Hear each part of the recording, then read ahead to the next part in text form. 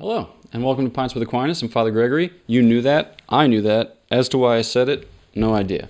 Okay, recently I've been getting a couple of questions, I would say a lot of questions, except it's not really that many, it's just a couple, about whether or not I, not me, but the actual question asker, can go to this or that wedding. Because, the bride or the groom was baptized Catholic, ceased to practice the faith, and then, they're getting married outside of the Catholic Church and things are all crazed and confused. So can I go? Great question. Let's try to answer it. Boom. All right. So in asking and answering the question of whether I can do this thing, I think it's helpful to address some preliminaries, not in like a throat clearing way, like I don't take responsibility for the people who might be offended, but in the sense of how do we think about moral decision making in general? Because it's super important to frame the question correctly. Because if you don't frame it correctly, then you're going to get the type of response that type of question typically leads to. But if you do frame it correctly, then you're going to have a better shot at answering it well. So I think that when we ask moral questions, we're often in the habit of asking, is it permitted? Okay. One time I was assigned at a parish in Louisville, Kentucky, and that year Christmas was on a Monday. And I got a call on the duty line, which, by the way, when you call the duty line, it's like if you have like a severed arm and you're bleeding profusely and you need a priest pronto, call this line. But like if you need the mass times, then just push 2. Okay, so this guy called the duty line, whatever. I like woke up at X hour o'clock and he was like, Father, here's the thing. Mass for Christmas is on a Monday. Mass for Sunday is on a Sunday. I was like, okay.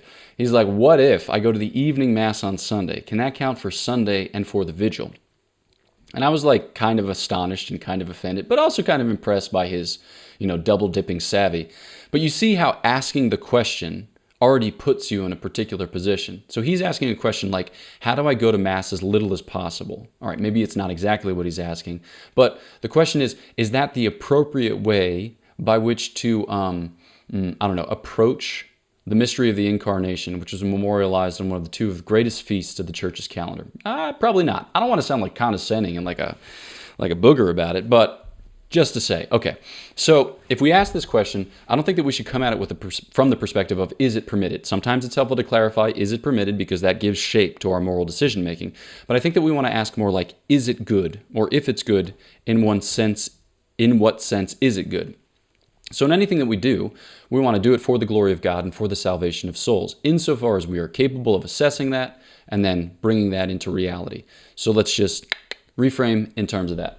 Next, okay, I think it's helpful to think about what is in or what makes up a moral act. Because if you get your terminology, if you get your concepts right, it helps to clarify a little bit the actual process. So typically there's what you do, and then there's why you do it. If you've heard of some kind of moral theology terms or jargon, you'll talk about the object of the act, which is what you do. And you'll talk about the end or the intention, which is why you do it. And then sometimes you also talk about circumstances, which kind of give shape to the act.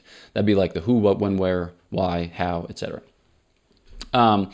So there are some things where no matter why you do it, you can't do it well, right? It's always going to be a sin. So like taking innocent life, right?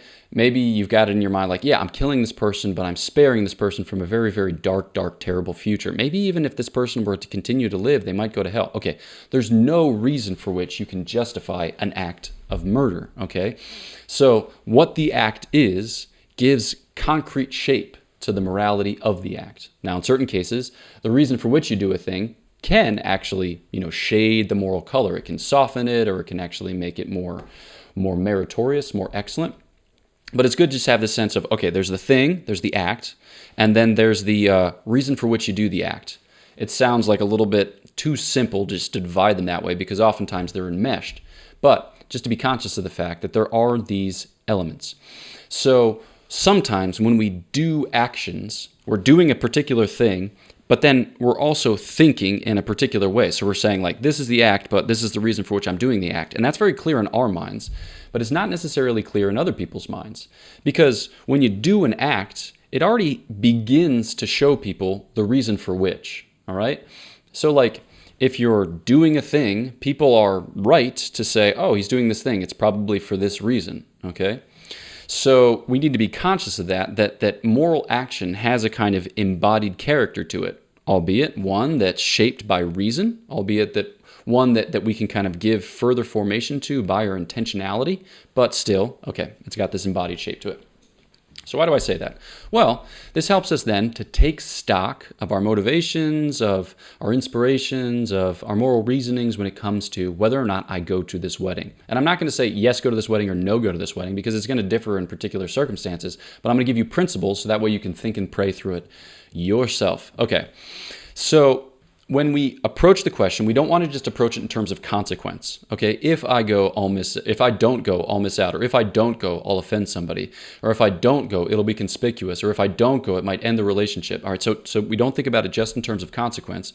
We want to think about it in terms of the act. We want to think about it in terms of how this does or does not contribute to the glory of God and the salvation of souls. So we also want to introduce the terms of like love. How do I love this person, bride and groom? We want to think about it in terms of witness. How do I witness to these people, bride and groom, but also those present? And then conversion. Like, how can my actions contribute to my own conversion, my own ongoing conversion, and the conversion of those present at this wedding, whether I go or not, all right? And then also to think about it in terms of, like your love, your witness, this investment in conversion. You're also trying to balance what it means to support another human being, okay? Because on the one hand, you're thinking like, I don't support the act of doing it outside the church or of kind of retreating from your baptismal promises, but I kind of do support these persons because I don't want to judge them and I want to love them and yada, yada, and thus and such. Okay, here, bring back in that criteria. There's the thing you do and there's the reason for which you do it, all right? So we got to be cognizant of the fact that when you do a thing, you're kind of committing to the thing regardless of the reason for which you might want to do it. So if you go to a wedding for two people who are getting married outside of the church, even though they ought to get married in the church, you're kind of supporting it, right? Because you're doing what is an act of support. Now, you might have other reasons for which, but again, you should expect people to see you there and think he supports, unless you wear like a sandwich board that says present but not supportive. All right. And then this kind of gets at what we mean in Catholic conversations by the sin of scandal. All right, so without getting too much into it, maybe we'll get into it in a future video. When we say scandal, we say that my activity causes another person to sin, or my activity could very likely lead to another person sinning. And here, the concern is if I go to a wedding, which seems to suggest that your faith doesn't matter that much, I lead other people to believe that I don't think the faith matters that much, and as a result of which they are free, or more free, to think that the faith doesn't matter that much, okay? So we don't want to make light of the sacrament of marriage. We want to make light of Catholic baptism. We don't want to make light of the grace of God at work in people's souls, or the grace of God that could be at work were they reconciled, okay?